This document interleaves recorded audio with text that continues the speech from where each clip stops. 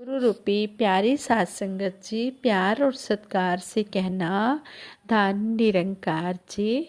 सात संगत जी, सबसे पहले सतगुरु माता जी का शुक्राना करती है दासी, और आप सभी संतों महात्माओं के लिए भी दासी सतगुरु माता जी से यही अरदास करती है, हे सच्चे पातशाह, जिस तरह आप जी ने हमें सेवा सिमरन सत्संग की जांच सिखाई है, जिस तरह आप जी ने सेवा सिमरन सत्संग के साथ सभी को जोड़ा हुआ है, इसी तरह सभी को अंतिम श्वास तक अपने चरणों से जोड़ के रखना, यही दासी अरदास करती है, सभी के लिए भले की कामना करती है। और सात संगत जी, जो दासी ये विचार आप जी के चरणों में रखने जा रही है, ये भी सेवा भावना पर विचार है।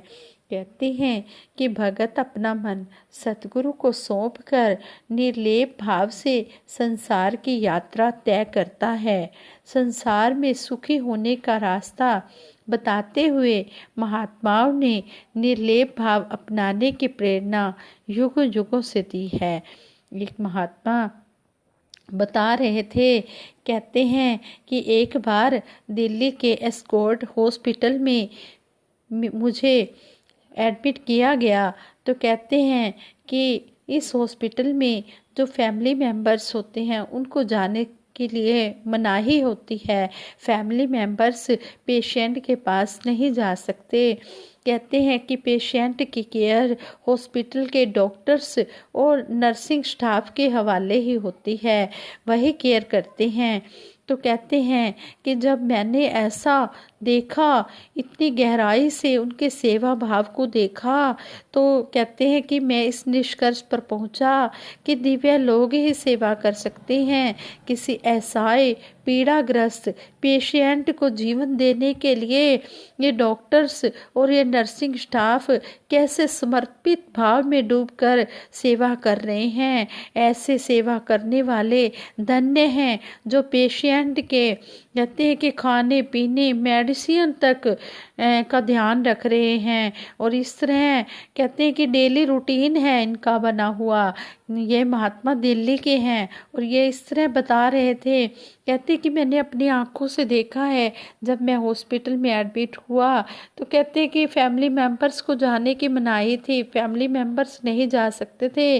तो कहते हैं कि इस हॉस्पिटल में डॉक्टर्स और जो नर्सिंग स्टाफ है वो इस तरह सेवा भावना जी जान से करते हैं, निष्काम भाव से करते हैं। खाना पीना, पेशेंट की मेडिसिन तक देना भी वही करते हैं। तो कहते हैं कि ऐसी सेवा देखकर मेरे मन में यही भाव आया कि ये सेवा करने वाले बहुत ही धन्य हैं जो समर्पित भाव से हर एक पेशेंट की सेवा कर रहे हैं और हर एक पेशेंट को बचाने के लिए भगवान की तरह जी जान से जुटे होते हैं।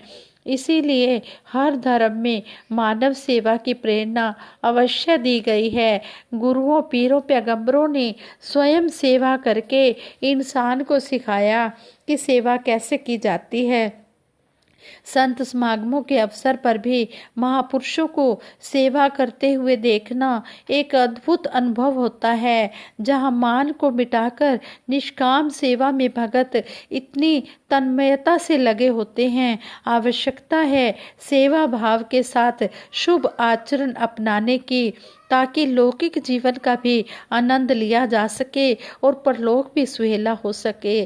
साथ संगत जी, सतगुरु बाबा हरदेव सिंह जी महाराज के समय की ही बात दासी आप जी के चरणों में रखेगी कि किस तरह सतगुरु ने स्वयं कर्म करके दिखाया।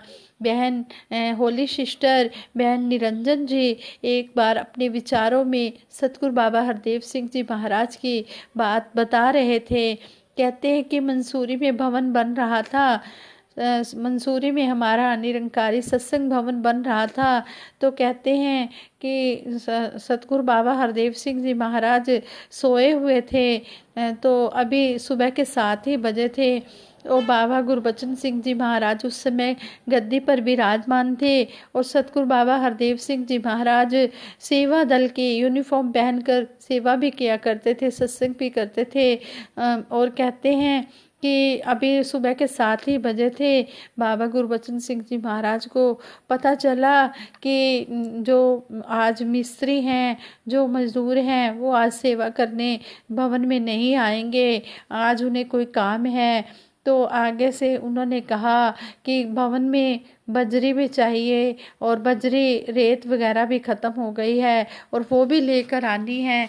तो कहते हैं कि उस दिन कोई भी ऐसे कोई भी नहीं आया जो वहाँ से, जो देहरादून से जाकर बजरी सीमेंट रेत ला सके। तो आगे से बाबा गुरबचन सिंह जी महाराज ने कहा, सतगुरु बाबा हरदेव सिंह जी महाराज को सेठ जी कहकर बुलाते थे, भोला सेठ जी कहकर बुलाते थे। तो बाबा गुरबचन सिंह जी महाराज ने राजमाता जी से कहा कि भोला जी को उठा दो, सेठ भोला जी को उठा दो, वो चले जाएंगे। उस दिन ड्राइवर भी नहीं आया था। तो कहते हैं कि वो ट्रक ले जाएंगे और बजरी रेत सीमेंट ले आएंगे।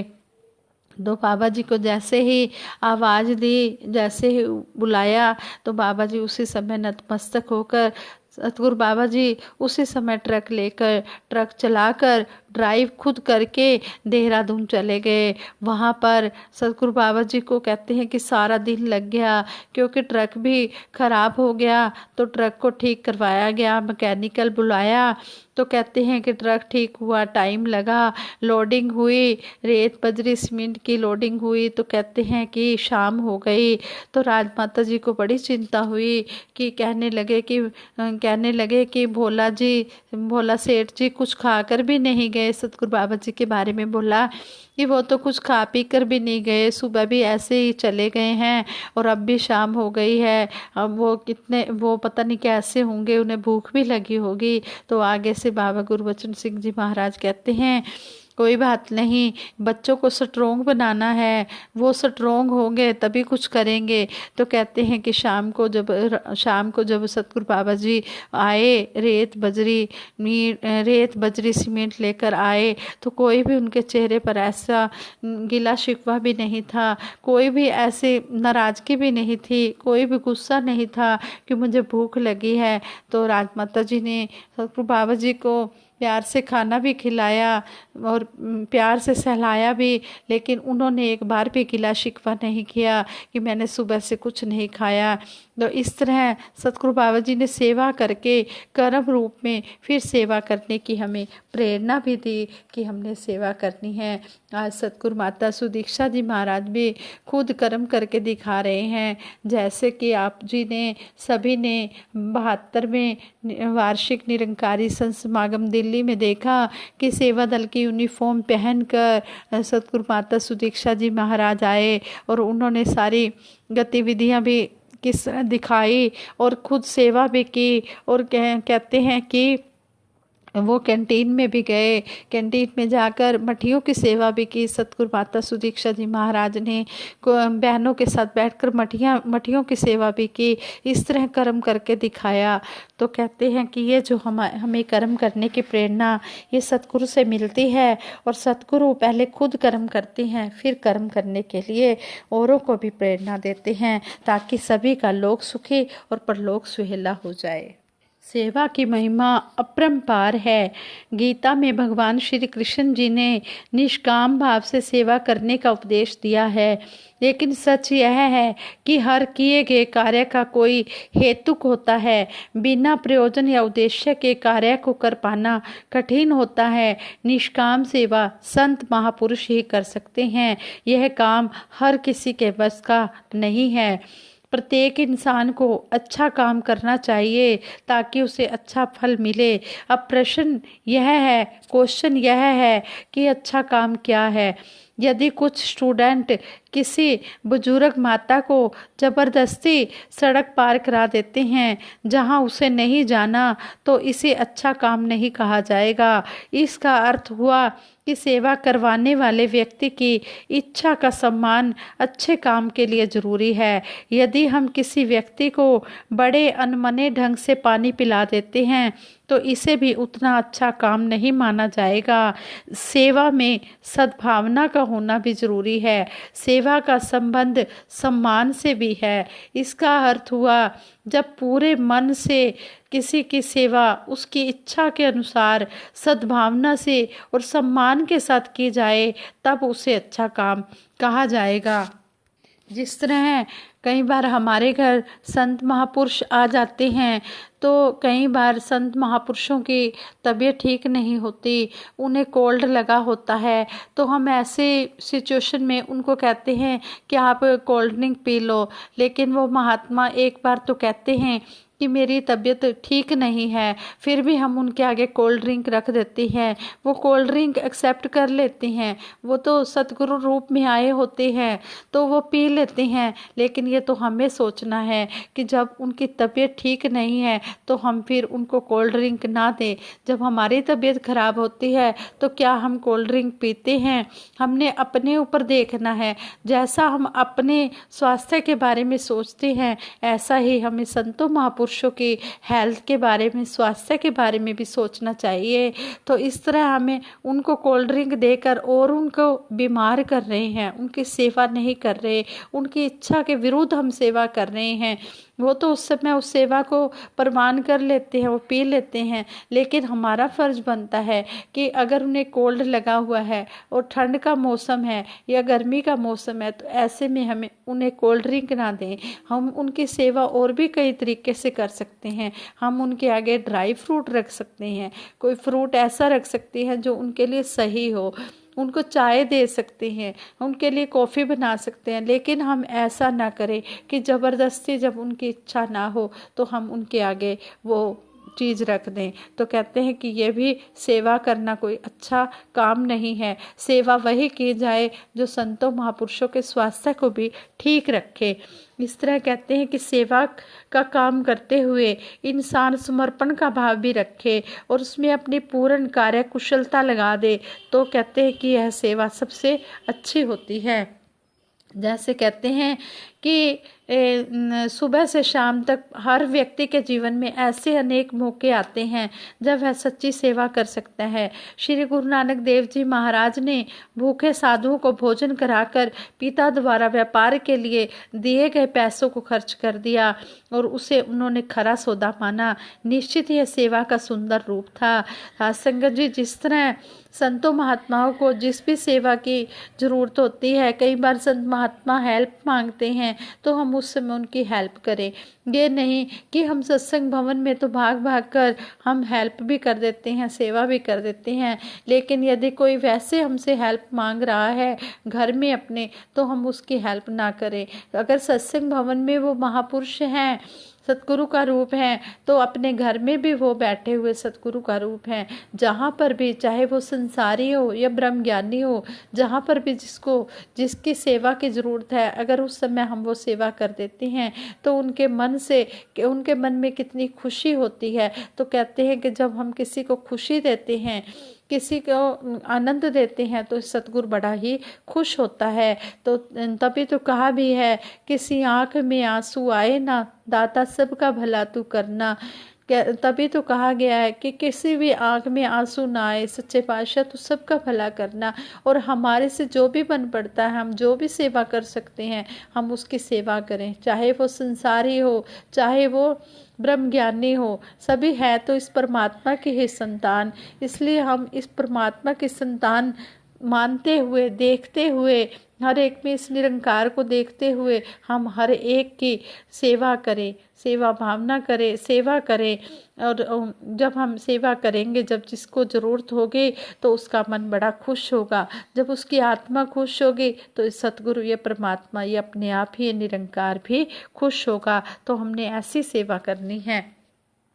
हर इंसान को परमात्मा द्वारा दी गई सद्बुद्धि का उपयोग करते हुए मानवता की सेवा में अपने आप को अवश्य लगाना चाहिए। संत समागमों के अवसर पर महापुरुषों में सेवा का भाव देखने में आता है। ऐसा भाव सतगुरु की कृपा से ही जागृत होता है। इस सेवा में सेव्या को सतगुरु का रूप मानने के कारण लालसाएं, कामनाएं कुछ भी नहीं होता।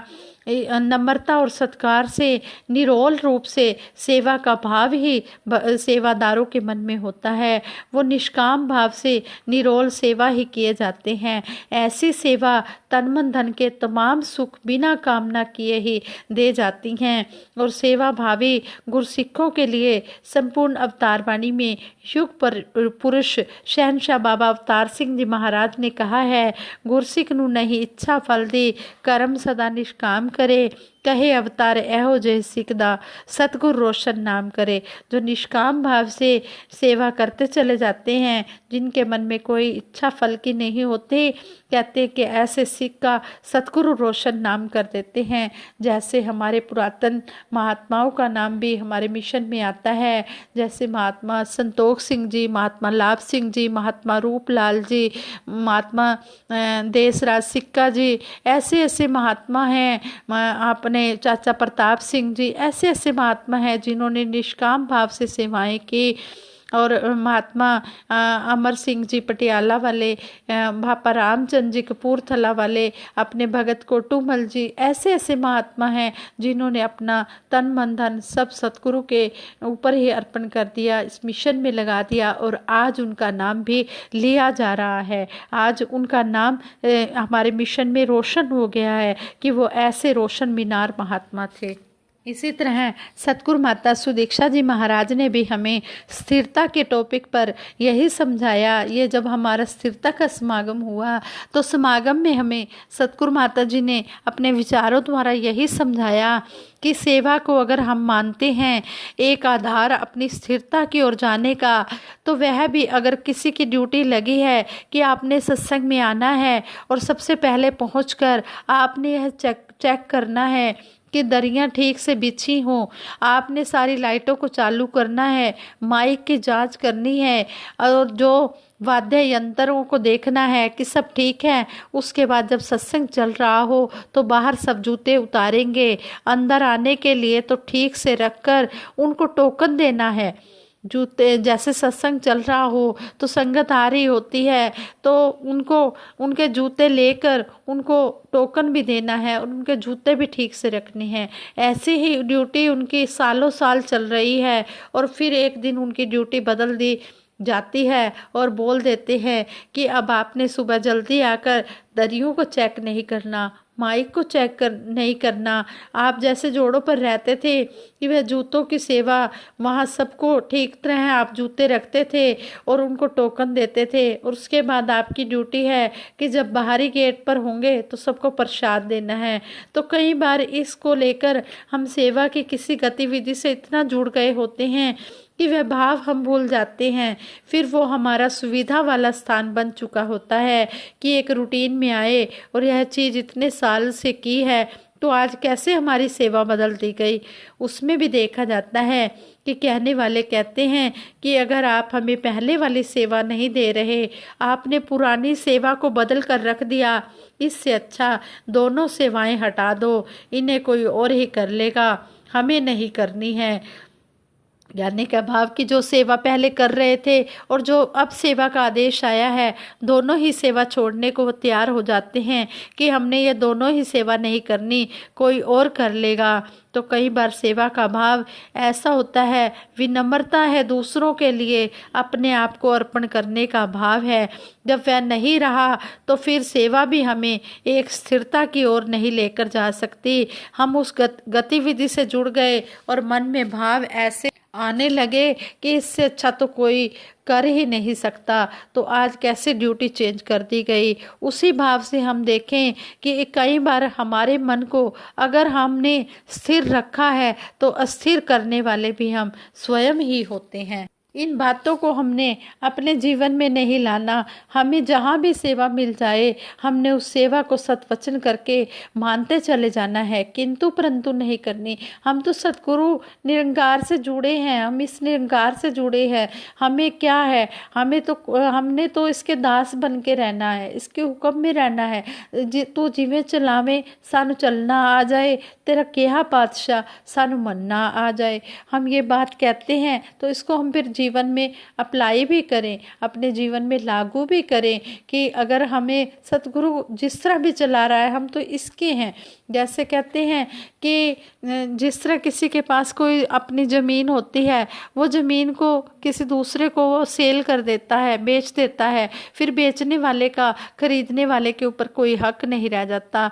वो अपनी ज़मीन में चाहे कांटे बोए, चाहे फूल बोए, चाहे सब्जियां बोए, चाहे कुछ भी बोए, फिर बेचने वाले का कोई हक नहीं होता। इसी तरह हमने पहले प्रण में तन मन धन सतगुरु को अर्पण कर दिया है, फिर हमारा कोई भी हक नहीं बनता कि हम इस पर अपना अधिकार जताएं। अगर तो हम अपना अधिकार जता रहे हैं फिर तो हम पहले प्रण पर ही खड़े हैं। हमने पहला प्रण ही नहीं पूरा किया तो फिर हम आगे के जो 4 प्रण और हैं उनको कैसे पूरा करेंगे। फिर तो सतगुरु शहनशाह जी भी कहते थे कि अगर तुम 5 प्रणों को नहीं मानोगे तो फिर मेरा ज्ञान तो मेरे पास ही होगा, फिर तुम खाली ही रह जाओगे। इस तरह तन मन धन सतगुरु ने दिया है, ये जिस तरह भी चलाए हमने तो इसके सेवक बनके, इसके दास बनके, इसके नौकर बनके हमने तो चलते चले जाना है। हम तो इसके गुलाम हैं, इसके दास हैं। तो वो कहते हैं कि जो गुलाम होता है वो दास होता है, वो अपने मालिक के कहे अनुसार चलता चला जाता है। जिस तरह का वो खाने को देता है, पाने को देता है, पीने को देता है, वो उसी तरह उसको एक्सेप्ट करके उसको सत्वचन करके मानता चला जाता है। हम भी सतगुरु के दास हैं, गुलाम हैं, नौकर हैं, सेवक हैं। ये सतगुरु हमें जिस तरह चलाना चाहता है हमने उस तरह चलते चले जाना है। जहाँ पर भी सेवा मिले, सेवा कोई छोटी या बड़ी नहीं होती, सेवा तो सेवा होती है। सेवा करने का हमारे मन में भाव होना चाहिए कि इस तरह सतगुरु माता जी हमें आशीर्वाद प्रदान कर रहे हैं कि जो भगत होता है निष्काम सेवा में तन मन धन का योगदान देकर मानवता को तो सुख पहुंचाता ही है, स्वयं भी सुखी होता है। आवश्यकता है कि बड़ों की सेवा करके जो युवा नौजवान खुशी महसूस करें और बुजुर्ग भी उनको प्यार देकर आगे से आगे बढ़ाते चले जाएं और बच्चे भी सुंदर भावनाओं से युक्त होकर सेवा में आगे आएं। बच्चे कल के लिए महत्वपूर्ण संपदा है। सतगुरु बाबा जी ने संपूर्ण हरदेव वाणी में भी समझाया है, गुरु का सेवक सेवा से ना आंख चुराया करता है, गुरु का सेवक सेवा में जी जान लगाया करता है। सेवक तो सेवा का अवसर सदा ढूंढता रहता है, सेवा मिल जाए तो खुद को भाग्यशाली कहता है। सेवा धूप छांव व सर्दी गर्मी से ना सेवक डरता है, सेवा में रहता है आगे पीछे ना पग धरता है। गुरु का सच्चा सेवक जग में काम सभी के आता है, मानवता की सेवा करके मानव धर्म निभाता है। गुरु के सेवक को ना होती यश की भी अभिलाषा है, कहे हरदेव कभी ना मन में फल की रखता आशा है। साथ संगत जी, अगर दासी के मुख से कोई शब्द सही ना निकला हो तो दासी को क्षमा कर देना, आगे के लिए दासी को सद्बुद्धि देना, सद्विचार देना, सद्मार्ग देना, सुमत देना। संगत जी, दासी इन्हीं शब्दों से आप जी के चरणों में धन निरंकार करती है और आप जी से यही अरदास करती है, यही आप जी के चरणों में प्रार्थना करती है कि सभी मिलकर दासी के साथ सिमरन में साथ दे। जी तू ही निरंकार मैं तेरी शरण हाँ, मैनू बख्श लो। तू ही निरंकार मैं तेरी शरण हाँ, मैनू बख्श लो। तू ही निरंकार मैं तेरी शरण हाँ, मैनू बख्श लो। बोलिए सतगुरु माता सुदीक्षा सविंदर हरदेव जी महाराज की जय। निरंकारी राजमाता गुरु बचन अवतार की जय। साथ संगत जी प्यार से कहना धन निरंकार जी।